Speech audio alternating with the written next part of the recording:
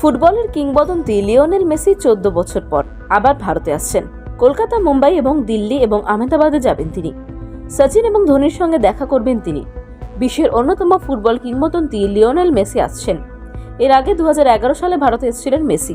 দেশের প্রধানমন্ত্রী নরেন্দ্র মোদী এবং দেশীয় ক্রিকেটারের দুই মহাতারকা সচিন এবং ধোনির সঙ্গে দেখা করবেন তিনি।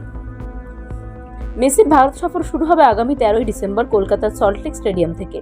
এখানে গোট কনসার্ট এবং গোট কাপ অনুষ্ঠিত হবে। সৌরভ গঙ্গোপাধ্যায়, বাইচুং ভুটিয়া এবং লিয়েন্ডার পেজের সঙ্গে তিনি মাঠে নামতে পারেন। এই সফরে কনসার্ট এবং ফুটবল মাস্টার ক্লাসও থাকবে বলেই খবর। মুম্বাইতে মেসি সঙ্গীত গোট কাপের অনুষ্ঠানে অংশ নেবেন তিনি। এই অনুষ্ঠানে শাহরুখ খান, সচিন তেন্ডুলকর এবং মহেন্দ্র সিং ধোনির মতো বলিউডের তারকা এবং ক্রীড়াবিদরা উপস্থিত থাকবেন বলে জানা গিয়েছে। এই সফরে কনসার্ট এবং ফুটবল মাস্টার ক্লাসও থাকবে বলেই খবর। দিল্লি এবং আহমেদাবাদে মেসির অনুষ্ঠান রয়েছে। আগামী 15 ডিসেম্বর লিওনেল মেসি ভারতের প্রধানমন্ত্রী নরেন্দ্র মোদীর সঙ্গে দেখা করবেন। সবচেয়ে বড় বিষয়, কলকাতায় তার জন্য আসাম চা সহ বিশেষ খাবারের আয়োজন করা হবে বলে জানা যাচ্ছে। টিকিটের দাম 3500 টাকা থেকে শুরু হতে পারে।